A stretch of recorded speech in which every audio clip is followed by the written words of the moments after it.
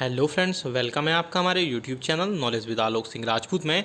अब नहीं आएगा अगला वेतन आयोग, यानी कि अभी आपको पता है कि 7वां वेतन आयोग इस टाइम पे रनिंग में है। तो अब जो है 8वां वेतन आयोग नहीं आएगा।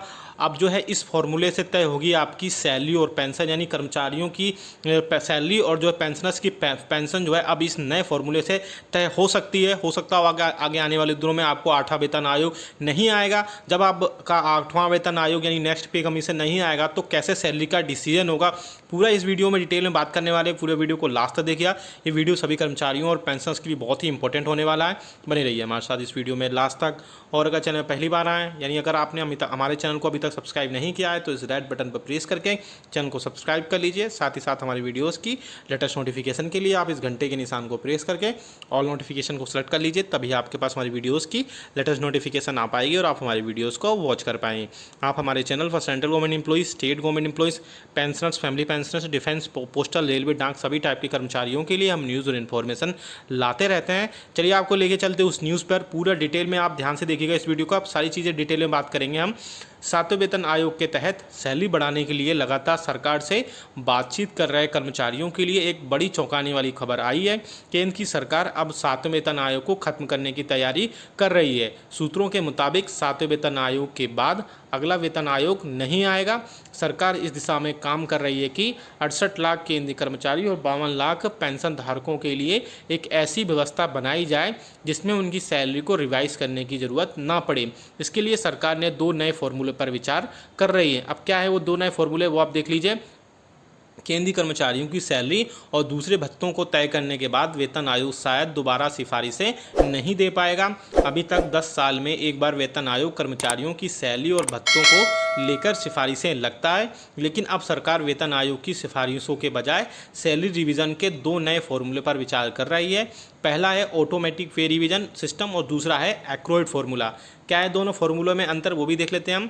सूत्रों के मुताबिक ऑटोमेटिक पे रिवीजन सिस्टम के तहत एक ऐसी व्यवस्था तैयार की जाएगी जिसमें 50% से ज़्यादा डीए होने पर खुद सैलरी खुद ऑटोमेटिक रिवाइज हो जाएगी। वहीं एक्रोइड फॉर्मूले में केंद्रीय कर्मचारियों की सैलरी महंगाई की स्थिति और उनके परफॉर्मेंस से जोड़ दी जाएगी।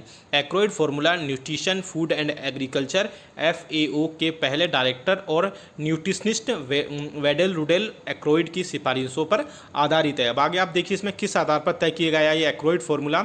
एक्रोइड ने अपनी सिफारिशें भारतीयों के खाने और कपड़ों की ज़रूरत के आधार पर तैयार की हैं।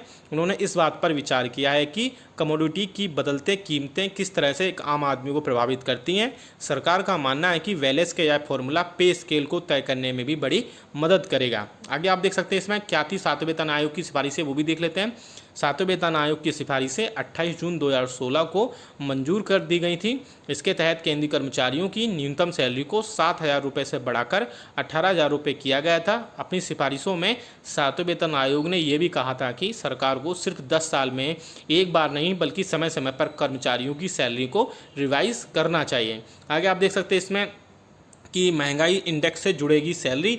जो है नए वेतन आयोग के पे बैंड और ग्रेड पे के मुताबिक भुगतान कर दिया गया है और एक नया पे मैट्रिक्स डिज़ाइन किया गया है। अगर केंद्र सरकार सभी सिफारिशों को मान लेती है तो केंद्रीय कर्मचारियों की सैलरी और पेंशन को महंगाई इंडेक्स में जोड़ दिया जाएगा।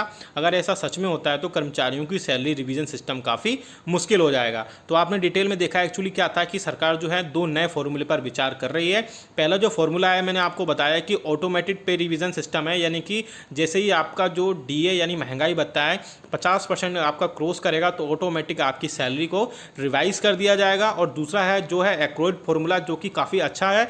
इसमें क्या होगा कि एक्रोइड फॉर्मूले में जो आपके कर्मचारियों की जो सैलरी यानी कर्मचारियों के जो एम्प्लॉइज़ होते हैं जितने भी, उनकी महंगाई की जो स्थिति है, यानी कि आपको पता कि ऑल इंडिया कंज्यूमर जो प्राइस इंडेक्स का डेटा आता है उसके बेसिस पर ये आपका डीए होता है। तो उसके बाद में उनकी जो सैलरी का डेटा आएगा, जो सैलरी की महंगाई का डेटा होगा उसके हिसाब से और उनके परफॉर्मेंस जो होगी उनके उसके हिसाब से आपको जो है आपके एक्रोइड फॉर्मूले में आपकी सैलरी बढ़ाई जाएगी। और दूसरा ये होगा कि इसमें जो कीमतें आपकी बदलती रहती हैं उससे क्या होता है कि एक आम आदमी को बहुत ज़्यादा इफेक्ट करती हैं। तो उससे जो आपकी अगर सैलरी उससे ऐड होगी, यानी कि जो आपके खाने और कपड़े की कीमत के आधार पर है, तो उससे आपकी सैलरी जो है ज़्यादा बढ़ेगी, क्योंकि महंगाई जो है दिन पे दिन बढ़ती जा रही है। तो हमें कमेंट करके ज़रूर बताइएगा कि